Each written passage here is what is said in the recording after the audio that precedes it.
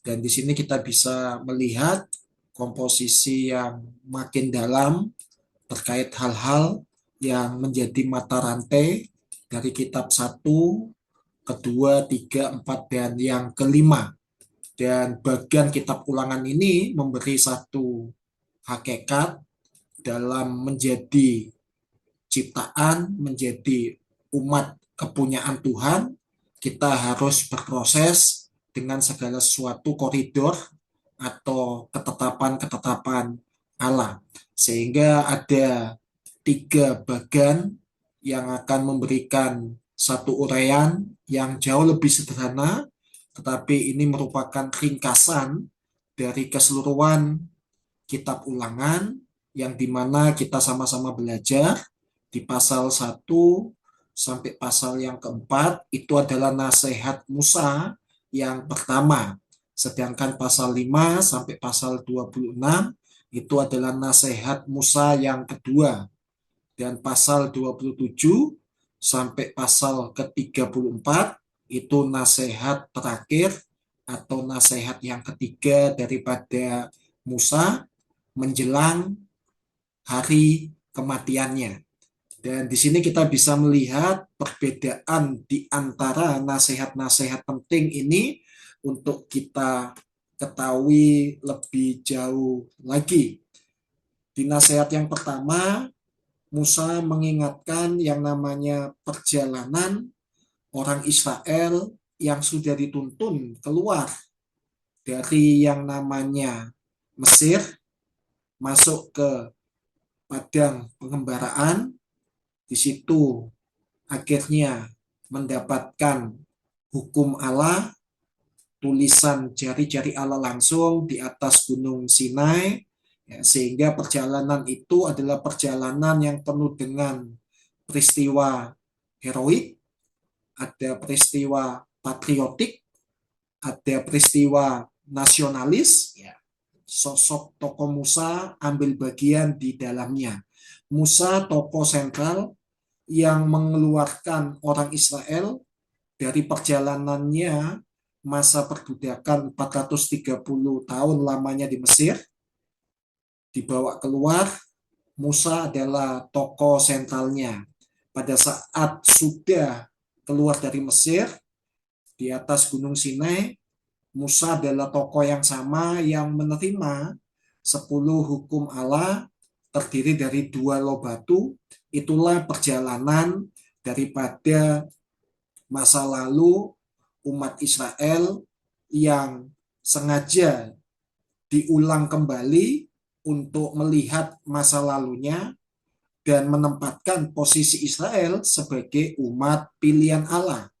Dengan demikian, maksud dan tujuan dari nasihat yang pertama ini membuat orang Israel mengingat kembali masa lalunya, perjalanannya bersama dengan Tuhan, perjalanannya bersama dengan Musa, perjalanannya ditunjuk sebagai umat pilihan Allah, tidak lain tidak bukan tujuannya menjadi baik. Sehingga apa yang menjadi sifat atau sikap di masa perbudakan yang kurun waktunya 430 tahun lamanya, tentu itu menjadikan keadaannya tidak lebih baik. Tetapi setelah keluar dari masa sulit, masa sukarnya, mengingatkan satu ketetapan Tuhan, seharusnya, seyogyanya, sebaiknya kondisi orang Israel pasca atau setelah keluar dari Mesir, kondisinya harus dalam keadaan yang lebih baik.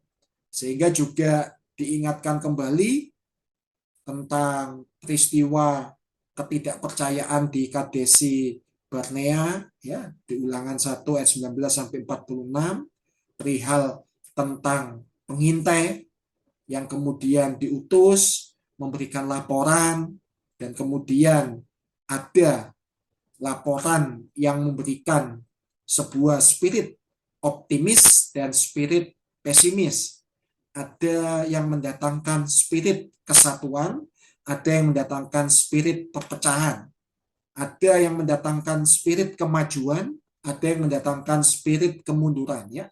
Jadi diingatkan kembali untuk asas daripada kepercayaan orang Israel lagi-lagi bukan ditentukan dengan apa yang dilihat mata, tapi apa yang ditunjukkan oleh firman-Nya melalui Musa dan melalui Harun. Tentunya sumber daripada firman itu berasal dari Allah sendiri. Dan pengembaraan di pasal 2 di padang gurun itu pengembaraan yang tentu membuat perjalanan panjang selama 40 tahun sampai ke dataran Moab. Tentu ada air mata, ada yang namanya teriakan, ada persungut-sungutan, ada rasa sakit, ada keinginan memberontak, dan segala macam bentuk perasaan yang menjadi satu selama 40 tahun. Dan tentu ini proses di mana yang namanya orang Israel yang adalah umat pilihan Allah hendak dibentuk attitude dan juga sikap dan karakternya menjadi lebih baik. Karena selama 400 tahunan mereka punya mental dan mindset budak. Sedangkan ketika di 40 tahun masa pengembaraan, mereka dilatih untuk taat, tapi taatnya bukan taat mutlak, tetapi taatnya berdasarkan perintah Tuhan. Ya, sehingga apa yang menjadi ketaatan di masa perbudakan itu atas dasar keterpaksaan, sedangkan ketaatan di masa pengembaraan itu atas dasar kerelaan. Dan itulah yang menjadi gambaran di nasihat Musa yang pertama. Di nasihat Musa yang kedua lebih menekankan sisi peraturan-peraturan. Makanya di pasal yang kelima di situ diingatkan kembali tentang ke-10 hukum dan menjadikan penting di pasal 6 sema yang dimana itulah yang menjadi pedoman daripada ketaatan itu sendiri, bagaimana orang itu bisa taat kalau orang itu tidak memperhatikan. Bagaimana orang itu bisa memperhatikan kalau orang tersebut tidak mendengar. Sehingga di ulangan 6 sepanjang ayat 1 sampai 25 mengajarkan orang Israel yang dengar-dengaran. Ya, sehingga selama ini kepekaan mereka itu sudah disetting frekuensi pendengarannya satu komando terhadap apa yang menjadi kehendak Fir'aun dan apa yang menjadi kehendak algojo-algojonya Fir'aun di masa penindasan perbudakan.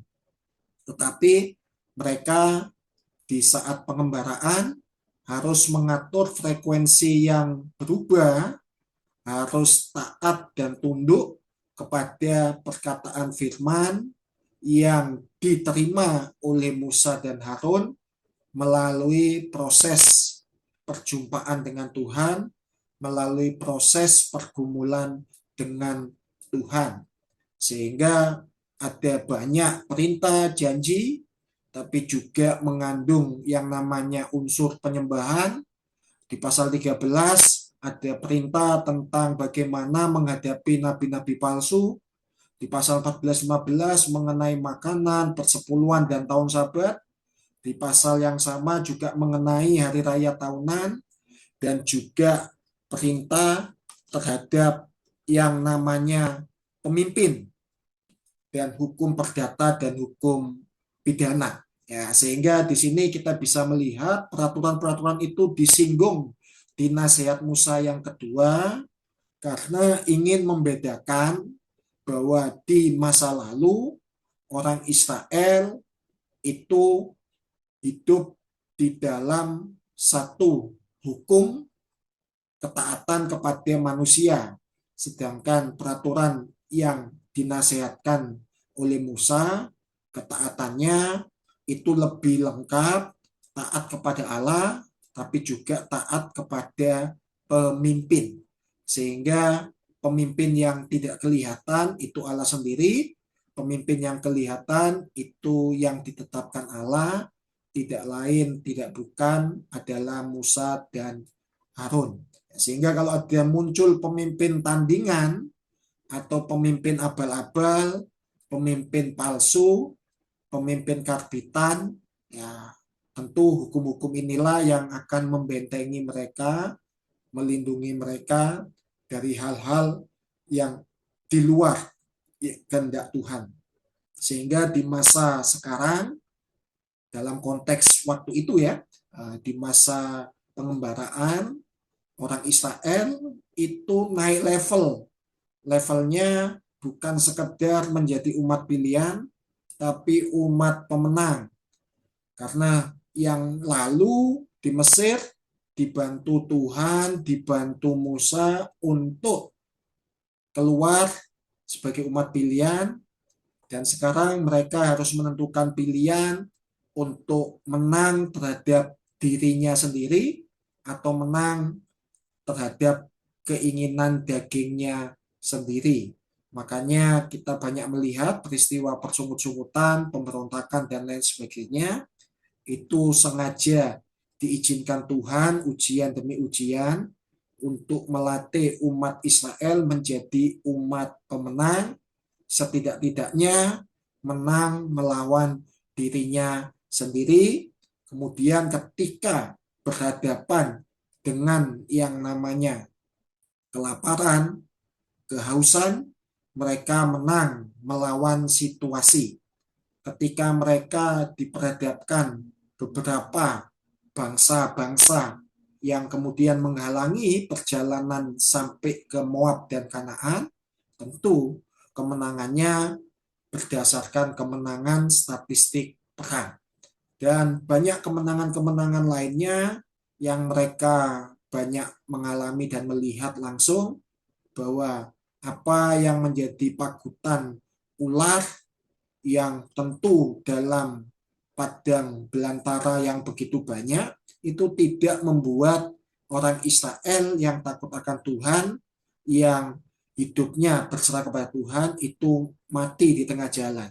Tetapi bagi 24.000 yang kepagut ular, ya itu bagian barisan umat Israel yang memberontak, yang masuk di barisannya kelompoknya Datan, Abiram, Korah, Miriam, dan seterusnya ya. Ya, sehingga di sini kita bisa melihat jangankan kemenangan yang semacam kemenangan besar terhadap bangsa-bangsa, bahkan hal yang paling praktis bahwa mereka selama 40 tahun lamanya tidak mengganti yang namanya baju yang dipakai dan juga kasut yang dipakai di kaki umat Israel ya. Baik jubah dan kasutnya, sandalnya itu tetap terjaga sempurna sampai masa kedataran Moab dan kemudian dipersiapkan masuk ke tanah perjanjian, tanah Kanaan. Ya, ini adalah seleksi alam, seleksi yang natural yang membentuk umat Israel di masa itu menjadi umat pemenang dan menjadi benar ya. Yaitu ada level up atau next level dari umat pilihan menjadi umat pemenang, dari menjadi baik menjadi benar ya. Nah, ini levelnya Bapak Ibu ya. Sehingga ketika kita ingin mengukur tingkat variabel kerohanian jemaat kita atau mungkin diri kita, ya lihatlah dari skema bagian kitab ulangan, sudahkah kita keluar dari sebuah perjalanan masa lalu dan masuk di peraturan masa yang sekarang, dan sudahkah kita yang semula menjadi umat pilihan yang baik menjadi umat pemenang yang benar ya. Nah, itu sebuah variabel atau indikasi pengukurnya untuk menolong tim penggembalaan melihat apa yang menjadi jurnal kerohanian atau yang namanya spiritual check up daripada setiap jemaat kita masing-masing. Sedangkan nasihat yang ketiga didesain untuk mengingatkan kembali tentang perjanjian yang dimana orang Israel perlu yang namanya pemimpin di masa yang akan datang.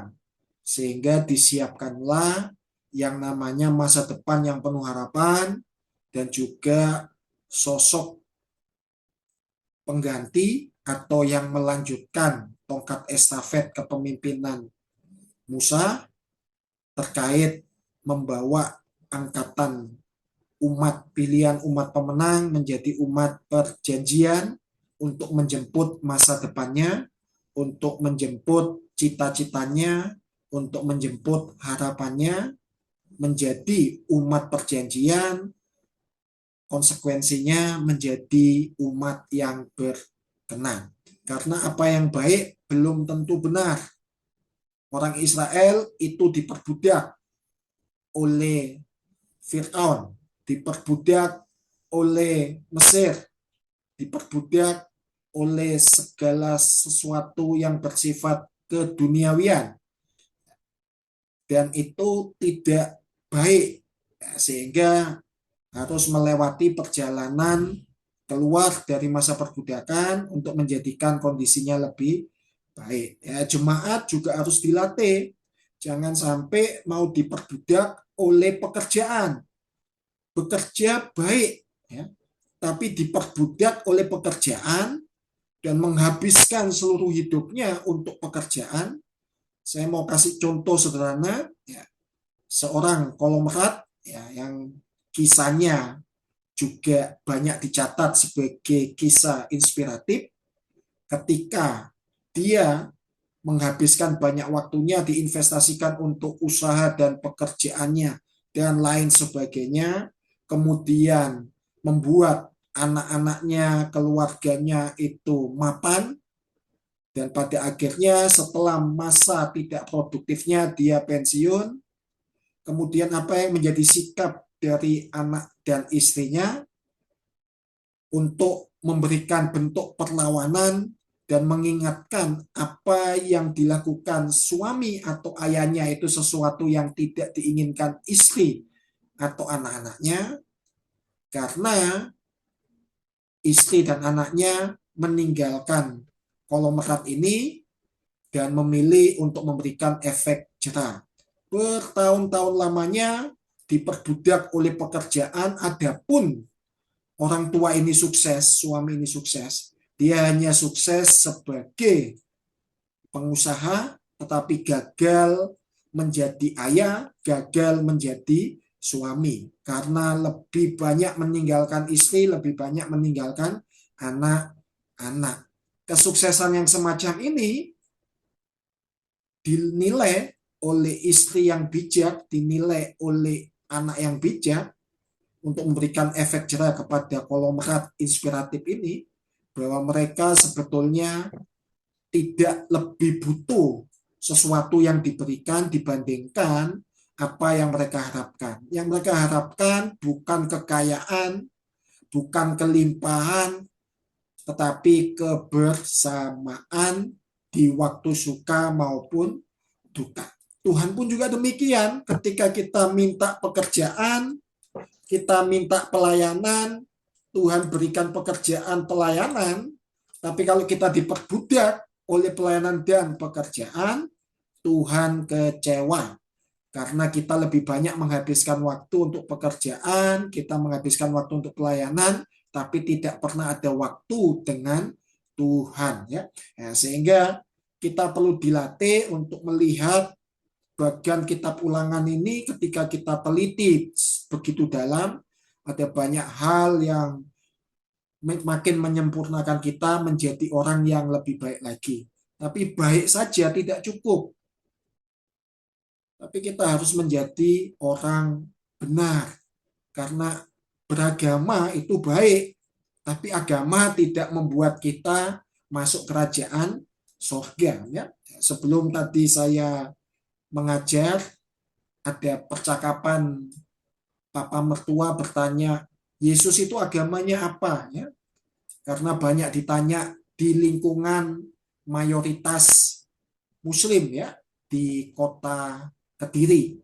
Dan saya sampaikan Yesus tidak punya agama, tapi dia punya keluarga masuk garis kelompok orang Yahudi. Sehingga di bawah asuhan Maria dan Yusuf, yang namanya Yesus melakukan apa yang baik. Sebagai anak yang taat kepada orang tuanya, diajak pergi di hari Sabat ke sinagoge, ya datang. Tapi datangnya bukan untuk beribadah dengan konteks yang salah. Justru kita bisa melihat bersama dengan para rabbinik, dia malah berdiskusi dan membuat para rabi itu terkesima dengan anak seusia 12 tahun ini. Dia bukan hanya dinilai baik, tetapi dinilai benar. Apa yang dikatakan itu membuat sesuatu yang tidak terbantahkan. Ya. Sehingga di sini kita bisa memahami bahwa pentingnya hari ini kita memiliki agama itu hanya sebatas legalitas, formalitas, administrasi kependudukan saja, tapi agama tidak membuat kita masuk surga. Yang membuat kita masuk surga itu adalah iman yang benar. Iman yang benar itu juga ditawarkan ke semua agama. Tetapi siapa yang mengklaim jalan kebenaran dan hidup hanya satu tokoh. Ya, satu tokoh orang suci, yaitu Allah yang menjadi manusia. Dan itulah yang kita yakini adalah iman yang benar, karena dia sendiri yang datang dari surga, dia sendiri yang menyatakan surga, dia sendiri yang mempersiapkan surga bagi setiap kita, dan dia sendiri yang akan jemput kita di kedatangan kali yang kedua dan membawa kita kepada surga yang disebut langit baru, bumi baru. Lagi-lagi agama sesuatu yang baik tapi tidak menyelamatkan. Iman itu yang menyelamatkan. Tetapi apakah iman itu cukup? Tentu tidak. Makanya di Matius pasal yang ke-7 dikatakan banyak yang menyebut Tuhan-Tuhan, baik kelompok jemaat maupun kelompok hamba Tuhan. Sudah bermujizat, melakukan yang namanya karunia kesembuhan dan nubuat-nubuat, tetapi mereka tidak diperkenan untuk masuk kerajaan Allah, diusir, nyala engkau pembuat kejahatan. Karena iman yang benar itu harus selalu berbanding lurus, selaras dengan apa yang menjadi cermin perbuatannya. Makanya ada perumpamaan orang Samaria yang baik hati. Orang Samaria baik, tidak benar, juga tidak berkenan untuk bisa masuk kerajaan surga. Karena untuk bisa masuk kerajaan surga itu harus benar dan berkenan. Tapi perumpamaan itu dikatakan perumpamaan orang Samaria yang baik. Karena apa? Orang yang dapat label benar dan berkenan, seperti layaknya imam dan orang Lewi, ternyata kelakuannya tidak baik. Ya. Ada orang yang perlu ditolong, hanya dilihat dan dilewati. Ya. Nah, jadi itu kelakuannya tidak baik, attitude-nya tidak baik, akhlaknya tidak baik, karakternya tidak baik. Menjadi Kristen itu bukan bicara tentang agama. Menjadi Kristen itu bagaimana proses menjadi lebih baik, menjadi benar karena kita dibenarkan melalui iman kita kepada Yesus dan mengikuti peraturan dan ketetapan Allah, dan kemudian hidup di dalam perjanjiannya. Sehingga tidak boleh membuang sebagian atau keseluruhan daripada perjanjian-perjanjian yang sudah ada di dalam bagian kitab suci. Ya, kitab suci dengan sengaja menggunakan dua kategorial, perjanjian lama dan perjanjian baru, sehingga kita ini memang didesain bukan hanya menjadi umat pilihan, bukan hanya didesain menjadi umat pemenang, tapi juga didesain menjadi umat perjanjian. Sehingga apa yang menjadi janjinya di Taman Eden kepada Adam, janjinya pasca air bah di atas Gunung Ararat kepada Nuh, janjinya kepada Abraham keluar dari Ur Kasdim, itu menunjukkan janji yang sama yang diteruskan kepada Musa di atas Gunung Sinai. Dan itulah yang harusnya kita sadari bersama ketika kita menggali kitab Ulangan. Sebetulnya kita tidak sedang belajar sekedar sejarah orang Israel, tetapi kita sedang menata diri kita dan membuat sejarah hidup kita. Sudahkah kita meninggalkan masa lalu dan tiba saatnya kita menyongsong masa depan yang penuh dengan harapan? Sudahkah kita menjadi umat pilihan Allah yang baik? Sudahkah kita menjadi umat pemenang yang benar? Sudahkah kita menjadi umat perjanjian yang berkenan? Jawabannya tidak ada di kelas seminari AMI ini. Jawabannya ada di sekolah kehidupan yang sedang berlangsung seumur hidup kita masing-masing. Ya, sehingga di sini kita saling belajar, bersama-sama belajar untuk menjadi lebih baik, menjadi lebih benar di hadapan Tuhan, dan menjadi lebih berkenan di hadapan Tuhan. Dan di setiap buku, baik itu Kejadian, Keluaran, Imamat, Bilangan, dan tidak terkecuali Ulangan, ya di sini kita bisa melihat ada hal-hal yang menarik untuk kita perhatikan. Ide kunci daripada kitab Kejadian itu permulaan segala sesuatu. Sedangkan Keluaran, ide kuncinya penebusan umat pilihan. Sedangkan kitab Imamat itu ide kuncinya tentang peribadatan. Dan lebih lanjut lagi, kitab Bilangan ide kuncinya tentang pengembaraan, dan kitab Ulangan ide kuncinya perjanjian. Dan ini gambaran dari perjalanan umat yang ada dari nenek moyang leluhur, baik itu Adam, Nuh, Abraham, Ishak, Yakub, Yusuf, dan seterusnya sampai kepada Musa. Ya. Sehingga permulaan daripada penciptaan kita tahu sama tahu bahwa mereka dijadikan penuh dengan kemuliaan, sungguh amat baik, manusia dalam keadaan tidak berdosa, tapi kemudian dengan free will-nya manusia memilih berdosa atau jatuh dalam ketidaktaatan dan butuh yang namanya penebusan.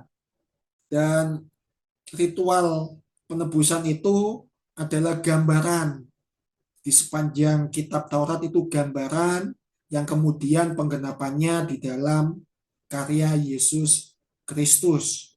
Dan setelah orang itu ditebus, bukan berarti mereka pasif dalam iman percayanya, tapi kitab Imamat mengajarkan perlu ada bentuk ucapan terima kasih, bentuk ucapan syukur terhadap apa yang menjadi kebaikan, kemurahan Tuhan. Butuh yang namanya peribadatan, di mana di situ ada pujian, ada doa syafaat, ada penyembahan, dan lain sebagainya.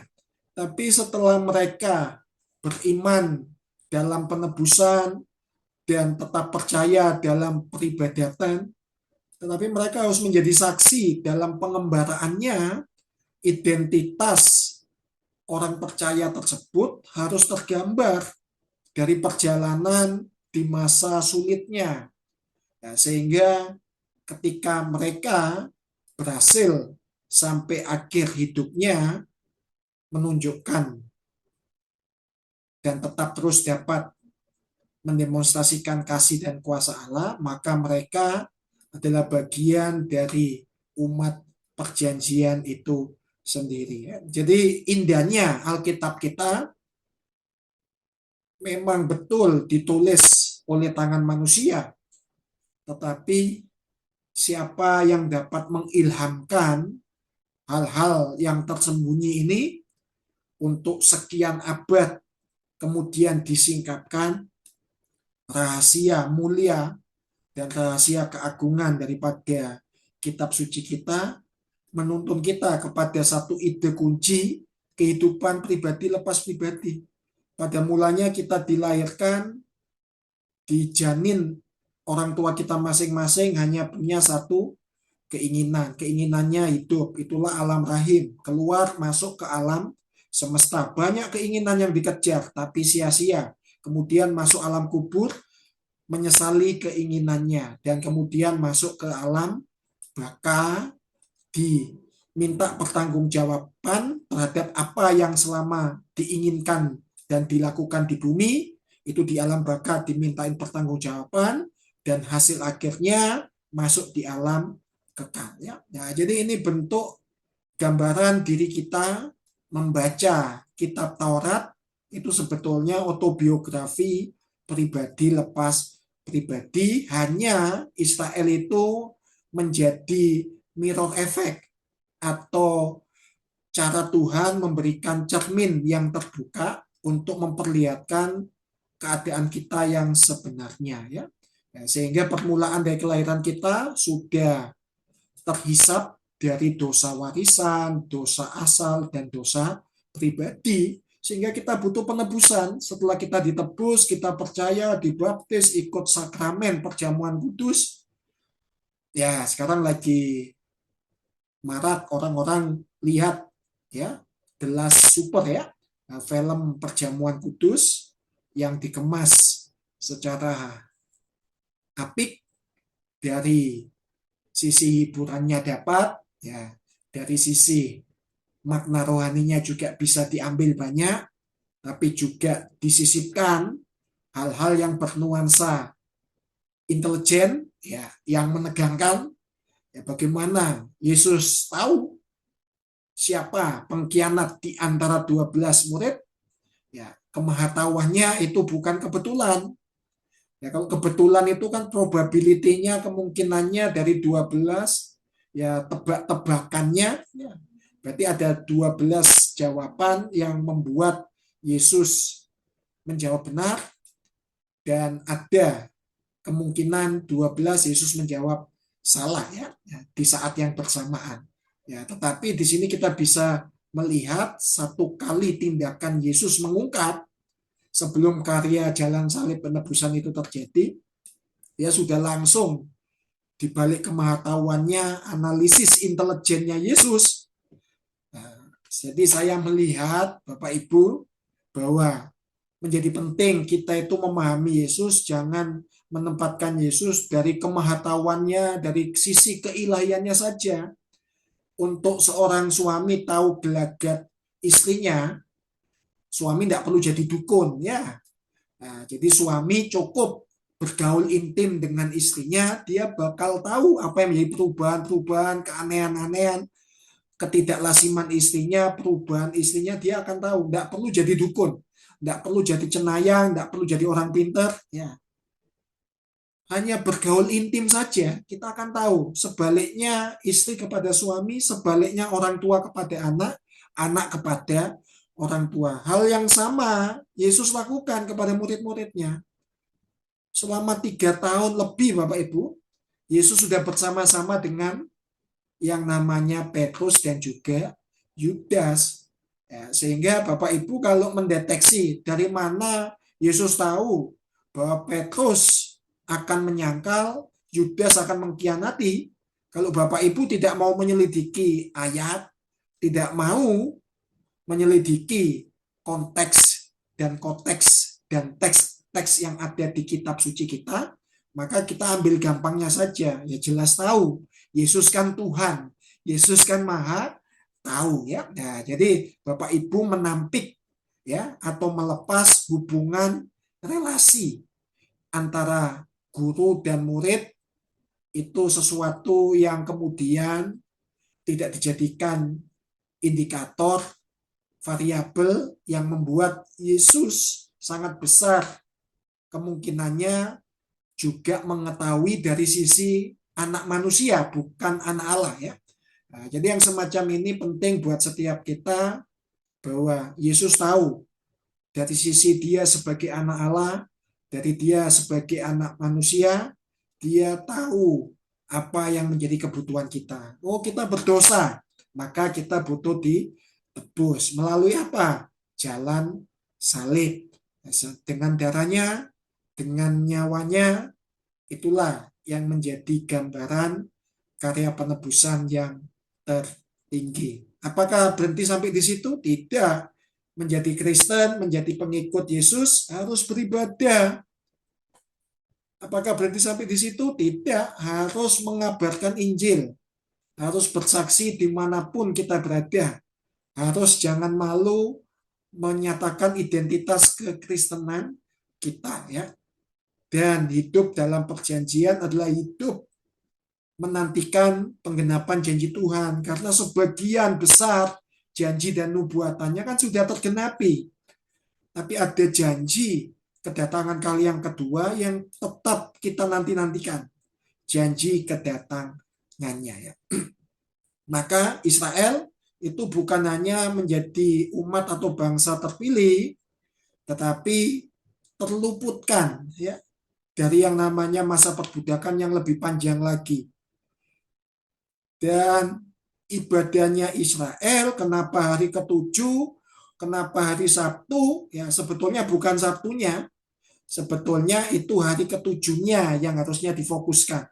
Hari ketujuh, ya 7 itu angka sempurna ya, sehingga ibadah menjadi sempurna kalau diidentikan dengan angka 7 ya. Nah, sehingga 7 masuk kalender Babilonia, Mesir, Media, Persia itu hari Sabtu ya. Dan tidak kebetulan sesembahan yang lain itu hari yang lain. Ya, sehingga dipisahkan. Kalau yang lain, Babel dengan sesembahannya, Mesir dengan sesembahannya, Media Persia dengan sesembahannya, itu memilih hari dan waktu yang lain, sedangkan Israel dipisahkan di hari yang ke-7. Dan bangsa Israel dalam pengembaraannya itu secara teokrasi ya, dipimpin oleh Tuhan melalui Musa dan Harun. Terarah. Mengapa diarahkan sedemikian rupa? Diarahkan untuk disiapkan menjadi umat sipil melalui Musa, tetapi menjadi umat religius melalui Harun. Dan Israel itu menjadi gambaran yang sangat jelas ya. Di peradaban kitab Kejadian, semuanya manusia disiapkan ya. Disiapkan dari garis keturunan siapa, masuk garisnya Kain kah, atau masuk garisnya Set atau yang lainnya ya. Kemudian itu berhenti dengan air bah, kemudian muncul garis yang baru, dari garisnya Nuh muncul 3 garis, Sem, Ham, dan Yafet ya. Begitu seterusnya, kemudian bergeser lagi dari garisnya Abraham ya. Di situ ada garis daripada Ismail dan juga garis daripada Ishak ya. Nah, dari yang namanya Ishak pun nanti ke Yakub ya, itu juga ada disiapkan 12 garis yang menciptakan generasi yang berdaulat ya. Dan itu peran Allah dalam menciptakan generasi luar biasa. Dan setiap keluputan dari wabah, musibah, tulah di kitab Keluaran itu menunjukkan Allah yang begitu baik ya dalam karya penebusannya, sehingga kalau di kitab Kejadian banyak perintah Allah yang mengatakan jadilah ini, jadilah itu, sedangkan di kitab Keluaran pergilah ya. Ya, sehingga kata pergilah ini paling banyak dijumpai untuk menjadikan umat Israel umat pilihan, umat pemenang, umat perjanjian, umat Israel menjadi baik, menjadi benar, menjadi berkenan. Dan orang Israel di kitab Imamat setelah dipisahkan diajar sedemikian rupa untuk melihat karakter Allah yang begitu suci, sehingga Allah bukan hanya menguduskan bait Allah, orang Lewi, para imam, tapi juga korban sesembahannya, terlebih khusus umat Israel, ya. Sehingga perintah Allah di sepanjang kitab Imamat, kuduskanlah, itu bukan hanya hari, waktu, tempat yang dikuduskan, tapi umat Israel harus mengkuduskan dirinya. Kita bilangan menguji orang Israel untuk mengetahui apa yang menjadi karakter Allah yang begitu adil. Silsilah dihitung, sensus dilaksanakan, dan ada pembagian bidang-bidang tanah milik pusaka.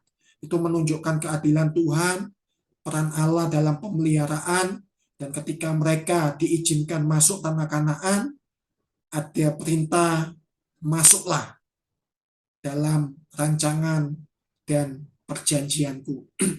Di kitab Ulangan sengaja dinasihatkan sebanyak 3 kali, diajarkan kembali tentang karakter Allah yang penuh kasih, dan melalui Musa Allah tergambar adalah Allah yang suka memberkati, bukan Allah yang suka mengutuki. Sehingga melalui ketaatan Israel, maka berkat Allah senantiasa ada bagi mereka.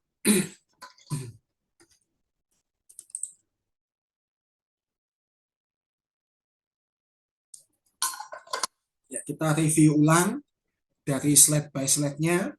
Ya, di sini kita bisa melihat ketika orang Israel meninggalkan Mesir, itu sesuatu yang heroik yang kita bisa lihat melalui 10 tula ketika mereka dikejar oleh Fir'aun melalui Laut Tebrau yang terbuka. Itu melalui satu peristiwa yang patriotik ketika sudah tidak ada jalan, hanya ada persimpangan jalan, Tuhan yang buka jalan. Itu proses bagaimana Allah menunjukkan saat-saat dramatis Israel meninggalkan Mesir. Pada saat meninggalkan Gunung Sinai juga sama, ada hal yang membuat Allah disukakan dengan 40 hari Musa berpuasa dan menerima 2 loh batu, itu yang menyukakan hati Tuhan. Tapi yang mendukakan hati Tuhan, di bawah kaki Gunung Sinai, orang Israel membuat persembahan dan penyembahan patung anak lembu emas. Sehingga di saat yang tidak memiliki selisih begitu lama, tabut daripada perjanjian yang begitu disinari kemuliaan, yang dimana itu adalah gambaran dari hukum Allah. Gunung Sinai ini adalah tempat di mana yang namanya seorang imam yang bernama Musa ada, di mana tongkat Musa itu ada, di mana yang namanya hukum Allah itu ada. Gunung Sinai adalah gambaran tabut perjanjian itu sendiri. Karena di tabut perjanjian ada tongkat Musa atau tongkat Harun, ada yang namanya 2 loh batu, dan ada yang namanya janji Allah terhadap pemeliharaan makan dan minum bagi orang Israel. Dan yang menjadi monumen prasasti yaitu Gunung Sinai atau Gunung Horeb, Gunung Allah. Maksud daripada semua itu, meninggalkan Mesir, meninggalkan Gunung Sinai, konsekuensinya ikut Tuhan, meninggalkan tabiat yang buruk. Itu yang sedang diajarkan dari perintah pertama Musa atau nasihat pertama Musa. Peringatan pada saat meninggalkan Mesir dan Gunung Sinai, kedapatan hati daripada Fir'aun yang begitu jahat, yang begitu keras, yang begitu tidak percaya. Dan itu terbawa kepada orang Israel. Ya, padahal orang Israel itu sudah keluar dari Mesir. Sedangkan orang Mesir, pasukan Mesir, bahkan Raja Mesir yaitu Fir'aun sudah dibinasakan. Tapi ideologi, paradigma perbudakan itu masih nempel di attitude atau pemikiran, mentality, mindset Israel. Sehingga sepanjang perjalanan di Gunung Sinai, hati yang jahat, hati yang keras, hati yang tidak percaya, itu nampak jelas sekali muncul di permukaan. Ya. Pada saat makanan belum datang, mereka makin bertambah jahat. Ketika mata air sumur-sumur atau mata air gunung-gunung belum dibukakan, hati mereka begitu keras. Ketika mereka ingin mengakhiri perjalanan panjang, mereka memiliki hati yang makin tidak percaya kepada Musa dan Harun, kemana mereka mau dibawa di garis akhir yang bagaimana mereka harus bertahan. Nah, sehingga ini gambaran dari Fir'aun. Hati yang jahat, hati yang keras, hati yang tidak percaya, itu melekat pada Israel. Sehingga nasihat-nasihat di sepanjang pasal ini ingin memberitahukan kepada Israel, tinggalkan hati yang jahat, tinggalkan hati yang keras, tinggalkan hati yang tidak percaya. Karena Musa sedang menyiapkan yang namanya Yosua untuk menjadi penerusnya.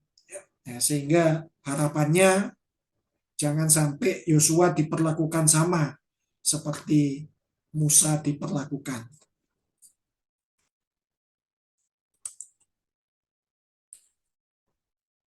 Di peristiwa ini kita bisa melihat bahwa ketika pengintai itu diutus, karena gara-gara suara minoritas, maka mereka menolak percaya kepada Tuhan, karena Tuhan menjanjikan negeri yang penuh dengan limpah ruah, susu dan madu, gandum dan lain sebagainya.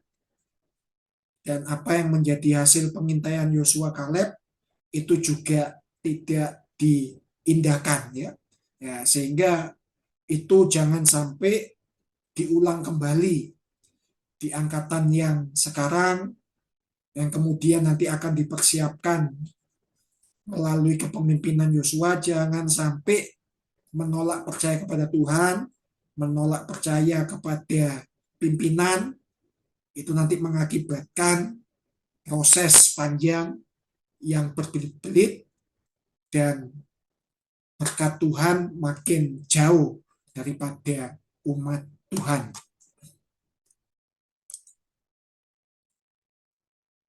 Pengembaraan di padang belantara menggambarkan bahwa Tuhan sudah menentukan sebuah pertempuran demi pertempuran. Tuhan juga menjamin sebuah kemenangan demi kemenangan. Dan Tuhan juga sudah menetapkan milik pusaka daripada umat pilihan, umat pemenang, dan umat perjanjian. Mengapa 40 tahun? Jelas sekali, nanti 4 itu kan angka persiapan. Ya. Nah, jadi 4 itu angka persiapan, ya, sehingga 4 itu bicara tentang angka waktu, ya. Nah, makanya di hari atau periode keempat, di situ diciptakan maor atau benda-benda penerang untuk menentukan waktu, ya. Jadi bicara tentang kairos Tuhan memang tergambar di bilangan angka 4. Makanya 400 tahun diperbudak di Mesir itu sedang dipersiapkan umat pilihan. Tapi 40 tahun yang namanya orang Israel mengembara itu dipersiapkan menjadi umat pemenang. Sedangkan 40 hari Musa berpuasa juga dipersiapkan menjadi seorang imam, menjadi seorang pemimpin yang harus tegak lurus terhadap ketetapan dan perintah-perintah Tuhan. Dan semua itu tergambar dari 40 tahun, ada banyak pertempuran, kemenangan, dan penggenapan janji Tuhan.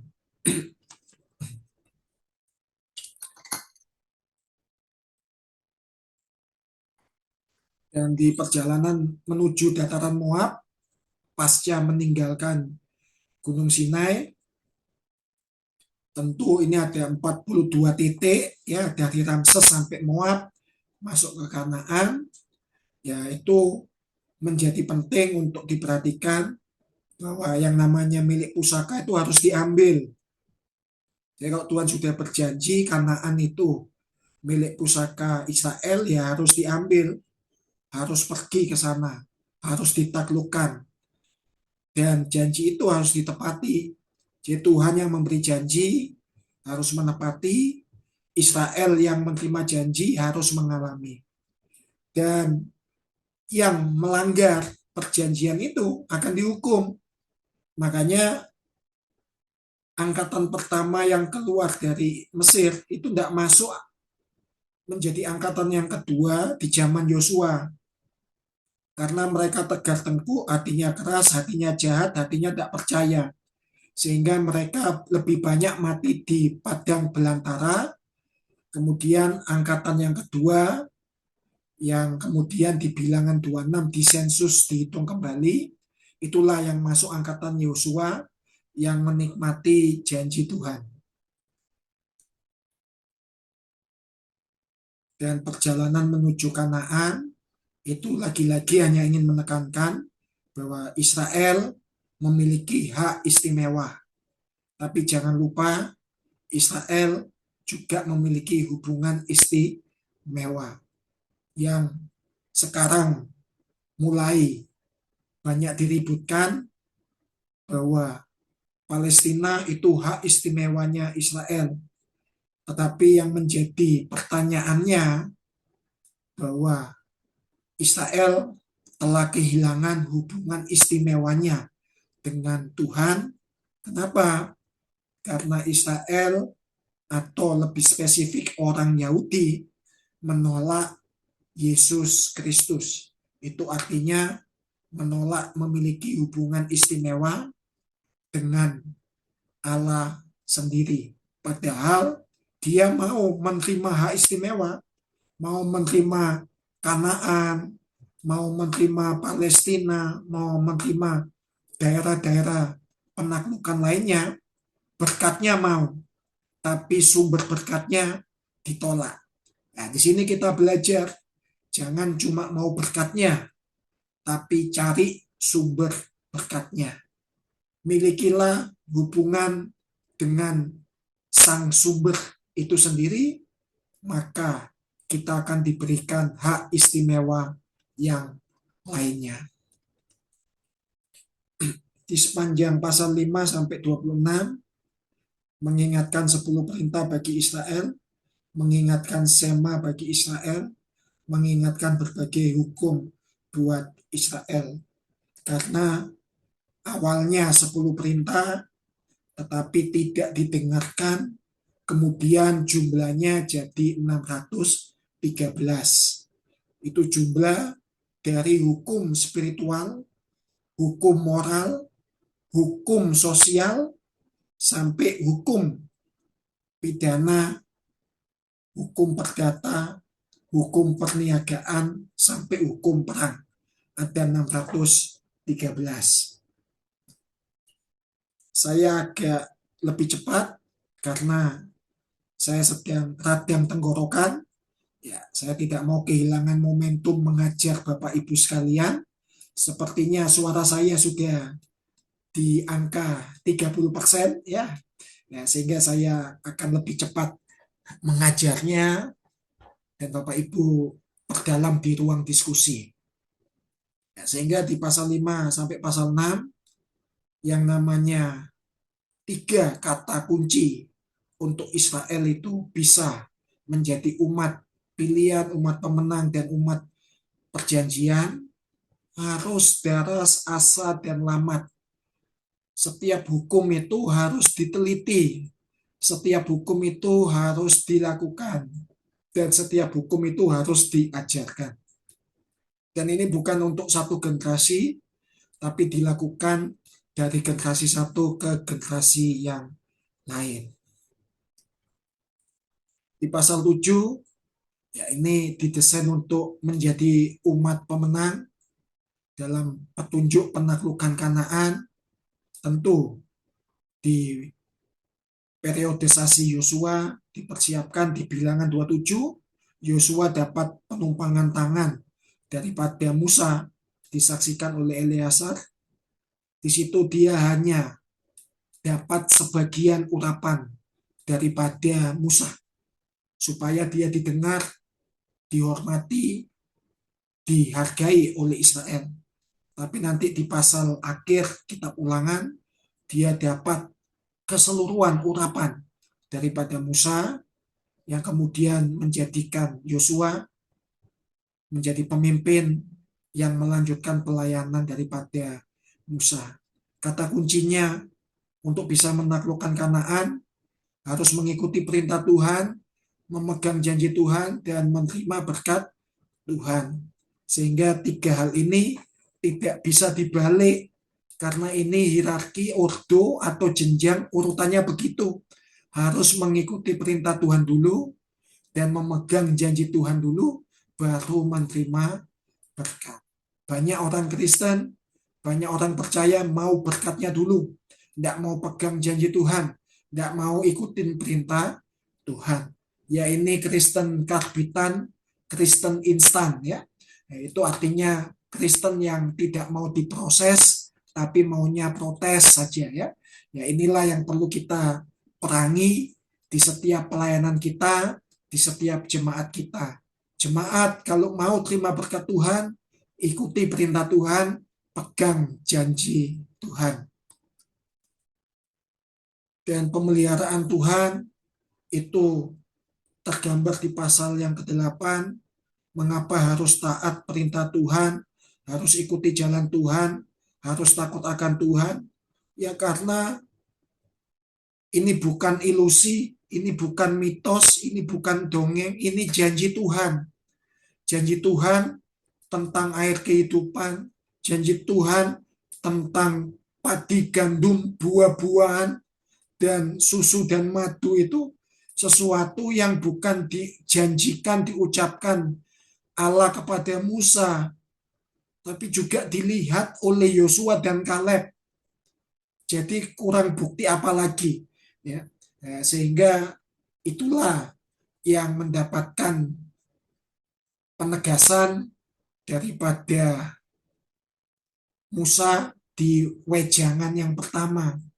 Ketika mereka tidak percaya di Kadesi Barnea dengan apa yang dilihat Yosua dan Kaleb, itu sesuatu kebodohan, kesia-siaan. Karena Tuhan sudah berfirman, Tuhan sudah buktikan melalui Yosua dan Kaleb, ternyata masih tidak percaya, ya mereka tidak mengalami berkat Tuhan.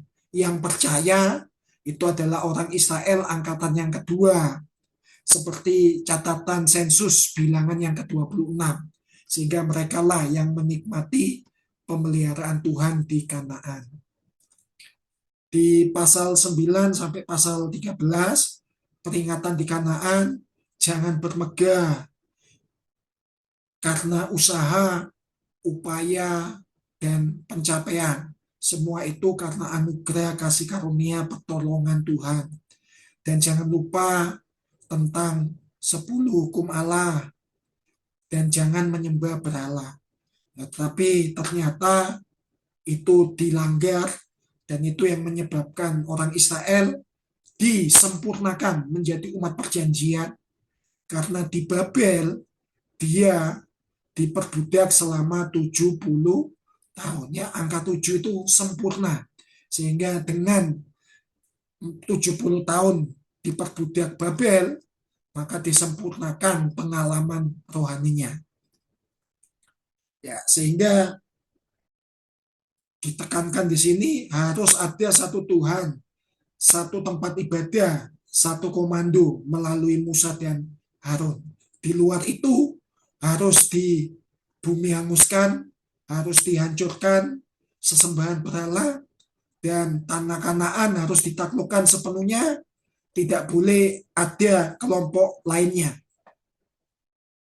Tapi faktanya orang Israel kompromi, kawin campur, sesembahannya campur, budayanya campur, dan akhirnya dimurkai Tuhan.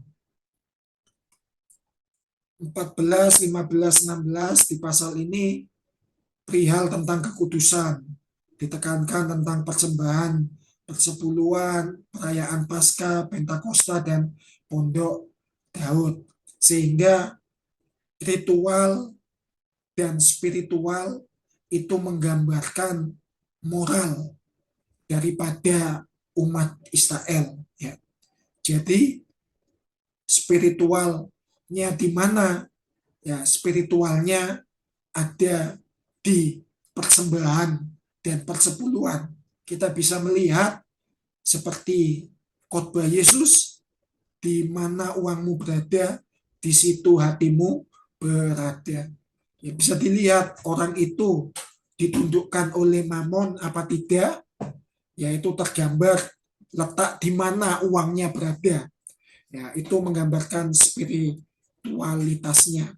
Ya, tetapi tidak cukup hanya spiritualitas, tapi juga perlu ritualitas. Butuh yang namanya perayaan-perayaan yang harus dilaksanakan, diteruskan untuk generasi-generasi yang lain mengikuti, bukan hanya secara tradisi, tapi untuk mengulang kembali ingatan mereka terhadap sejarah Israel yang begitu panjang, dari umat pilihan, umat pemenang, sampai kepada umat perjanjian. Ya, melalui perayaan Paskah, Pentakosta, Pondok Daud, itu gambaran daripada umat pilihan, umat pemenang, umat perjanjian. Di pasal 17 sampai pasal 18, ketika ada sengketa, maka diatur sedemikian rupa mekanismenya bahwa di situ ada pengadilan tertinggi, pemimpin tertinggi, putusan tertinggi, yaitu Musa. Ya. Nah, sehingga imam-imam, orang Lewi, para hakim, itu instrumen di bawahnya Musa. Jadi perkara apapun diselesaikan oleh para hakim dan orang Lewi dan imam. Kalau tidak terselesaikan, nanti Musa dan Harun itulah yang akan menjadi pengadilan tertinggi, pemimpin tertinggi untuk memberikan putusan tertinggi yang tidak boleh diganggu gugat apa yang menjadi keputusannya.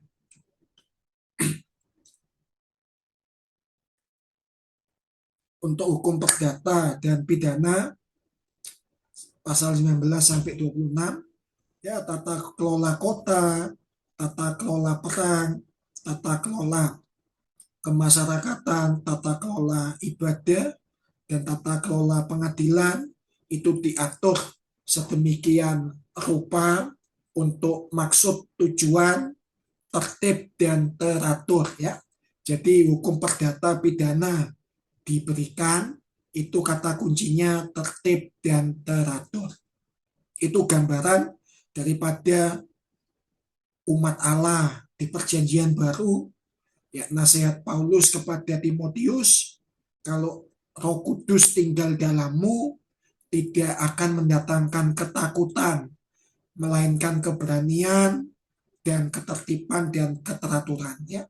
Jadi Roh Kudus itu yang akan jadi panglima tertinggi untuk tata kelola kehidupan, baik hidup di kota, di desa, dalam keadaan perang, dalam keadaan damai, dalam kemasyarakatan, dalam keimamatan, dalam keumatan, dalam konteks ibadah, dalam konteks keluarga, dalam konteks pengadilan, dalam konteks tradisi, apapun itu, kita akan menempatkan sisi keteraturan dan ketertiban. Ya. Kalau sudah mengarah kepada kekacauan, itu bukan dari Roh Kudus, itu bukan dari Tuhan, karena ketetapan Tuhan, Roh Tuhan itu mendatangkan keteraturan dan ketertiban. Sehingga di pasal 27, 28, ketidaktaatan mendatangkan kutuk, ketaatan mendatangkan berkat. Ya.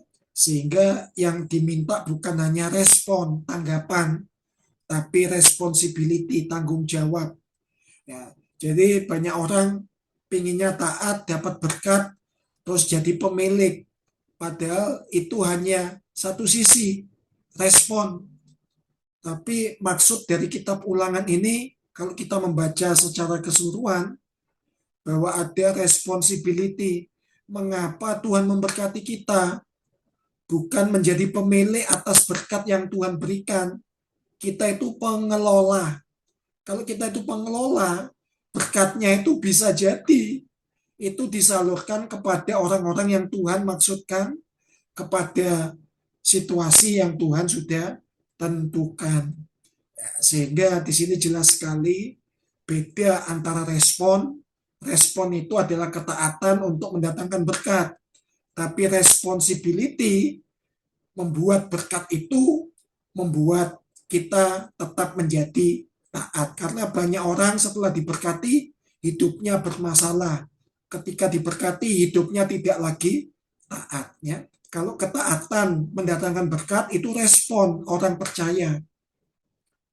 Tapi berkat ketaatan itulah yang disebut responsibility, ya, tanggung jawab orang percaya. Ketika diberkati juga harus taat. Kalau berkat itu untuk keluarga disalurkan ke keluarga. Kalau berkat itu untuk gereja disalurkan ke gereja. Kalau berkat itu untuk yayasan disalurkan ke yayasan. Berkat itu untuk negara disalurkan ke negara. Berkat itu untuk orang miskin disalurkan ke orang miskin. Begitu seterusnya ya. Jadi bedanya respon itu ketaatan mendatangkan berkat, kalau responsibility berkat yang mendatangkan ketaatan. Ya di Gunung Ebal dan Gunung Gerizim itu bentuk upaya manusia menyajikan upacara pengucapan kutuk dan pengucapan berkat. Ya, di sini kita bisa melihat bahwa ketika perjanjian itu dinaikkan, diikatnya dengan yang namanya perjanjian. Apa yang diikat di sorga terikat di bumi, apa yang diikat di bumi terikat di sorga. Sehingga dua gunung ini, Gunung Ebal, Gunung Gerizim, itu dimaknai sebagai gunung perjanjian, gunung perjanjian berkat, dan gunung perjanjian kutuk. Sehingga melalui gunung ini, mereka diingatkan secara mudah untuk tidak melanggar apa yang menjadi perjanjian-perjanjian dari ketaatan yang sudah dilaksanakan.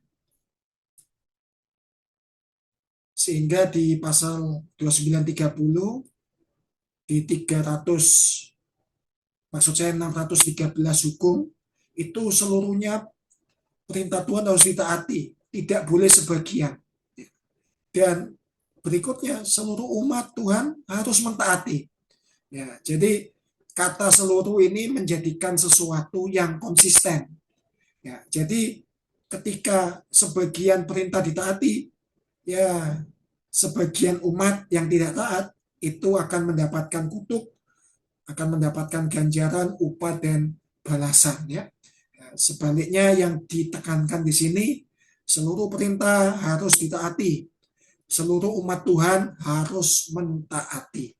Itu penekanannya. Makanya perlu ada kesepakatan, submission, ya, penundukan diri, tapi juga harus ada agreement, perjanjian atau apa, confession, ya. Nah, jadi perlu ada yang namanya pengakuan di antara kita untuk penundukan diri, tapi harus tunduk pada yang namanya letter agreement, surat perjanjian, yang dimana keseluruhan perintah harus ditaati, keseluruhan umat harus mentaati pula. Ya, di pasal 31 Yosua dilantik untuk menjadi pengganti Musa. Yosua dilantik sebagai pemimpin Israel, ya. Ini juga yang ditanyakan oleh Pastor Yani dari Wonogiri, ya, di Bilangan 27 itu baru sebagian urapan diberikan melalui penumpangan tangan. Di pasal 31 sampai pasal 34 keseluruhan daripada urapan Musa itu diberikan kepada Yosua. Pentingnya kita menyiapkan regenerasi, ya, itu menyiapkan jemaat untuk bisa secara swadaya melayani dirinya sendiri. Sekali waktu kita berhalangan tetap, jemaat tetap bisa beribadah, jemaat bisa tetap saling melayani. Itu artinya regenerasi, ya. Tetapi tidak cukup dalam pelayanan itu regenerasi, perlu ada kaderisasi.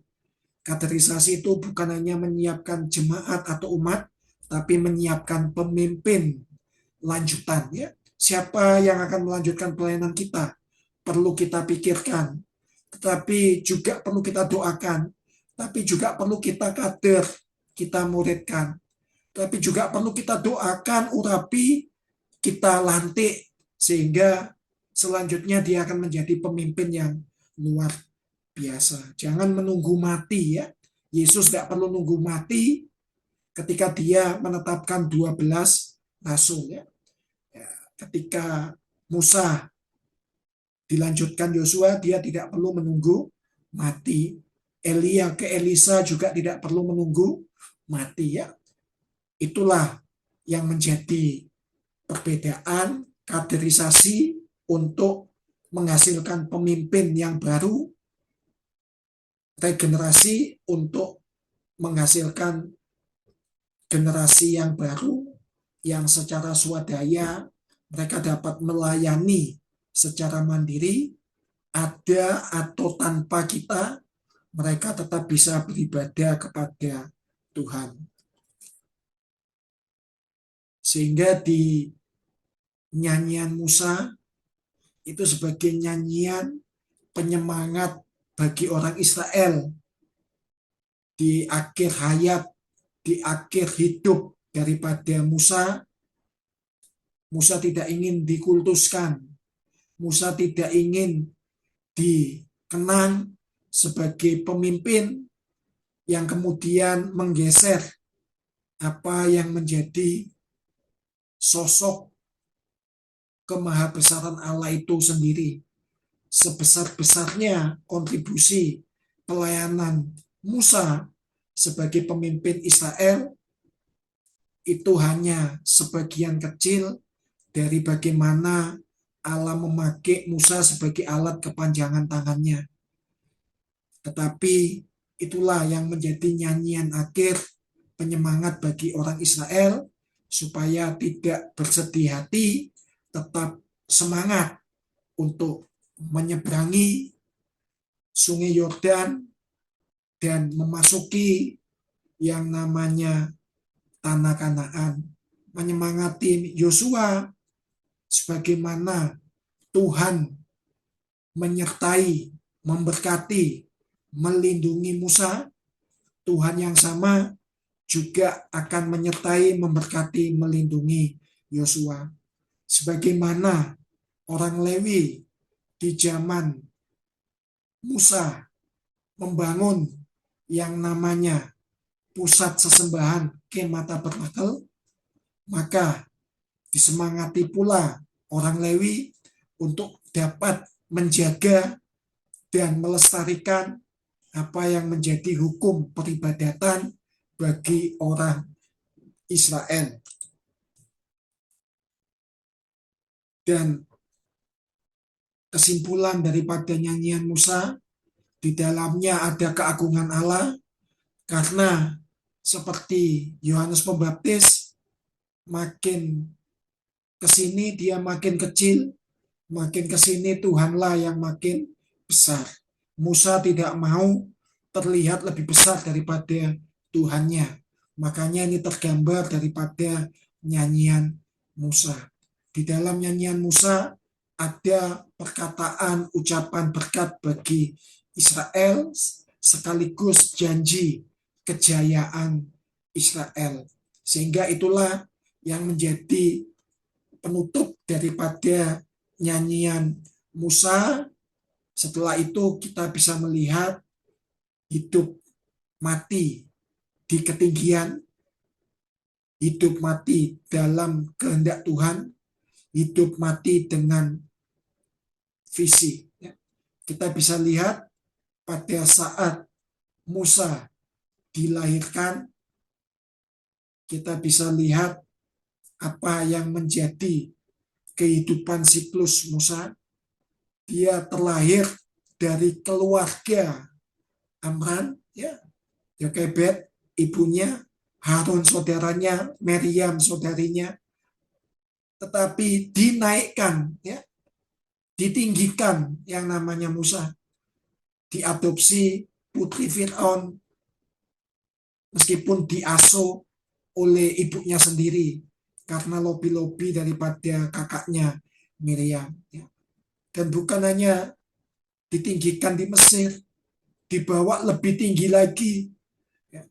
Ketika keluar dari Mesir, yang namanya Musa, yang tadinya adalah pangeran di Mesir, pangerannya putri Fir'aun, pangerannya Mesir, ketika naik di atas gunung Sinai, terima kehendak Tuhan, terima firman Tuhan, di posisi itu dia bisa naik level, bukan menjadi pangerannya manusia, tapi dia menjadi sahabatnya Allah, karena hanya sahabatnya Allah yang diperkenan untuk dijumpai oleh Allah. Hanya sahabatnya Allah yang diberitahukan apa yang menjadi kehendak Allah dan firman daripada tulisan Allah sendiri. Dinaikkan levelnya. Ya. Dan ketika 40 tahun berikutnya, total 120, ya, menjadi pangeran di Mesir 40 tahun, menjadi sahabatnya Allah 40 tahun, kemudian di akhir hidupnya, karena dia sudah regenerasi, dia sudah kaderisasi, maka hidup mati daripada Musa itu ditutup oleh visi yang dia terima, bahwa dia melihat apa yang disampaikan Tuhan kepadanya. Dia melihat apa yang dilihat Yosua dan Kaleb yang disampaikan kepadanya. Dan sebelum dia menutup mata, dia melihat sendiri apa yang dia terima dari Tuhan, apa yang dia terima daripada Yosua dan Kaleb. Untuk itu, mari kita belajar dari kitab Ulangan, bukan hanya menjadi umat pilihan, umat pemenang, dan umat perjanjian. Jadilah pemimpin yang berproses, tidak berprotes. Jadilah pemimpin yang hidupnya bukan by instan, tapi by design. Jadilah pemimpin yang menyiapkan regenerasi dan kaderisasi, dan juga menyiapkan yang namanya restorasi dan rekonsiliasi. Ya. Sehingga yang namanya Musa sudah berdamai dengan dirinya, sudah berdamai dengan saudaranya, dan sudah berdamai dengan umat Allah. Sehingga itulah puncak daripada pencapaian pelayanan Musa. Dia hidup mati dalam ketinggian, dalam kehendak Tuhan, dan dalam visinya Tuhan, atau missio Dei. Eksposisi kitab Ulangan mengajarkan kita ada berkat, ada kutuk. Tetapi siapa yang mau diberkati, hidup dalam hukum Tuhan, maka terhindar daripada kutuk. Siapa yang mau terhindar daripada kutuk, hidup dalam hukum Tuhan, dan kemudian diberkati. Inilah eksposisi kitab Ulangan. Tuhan Yesus memberkati.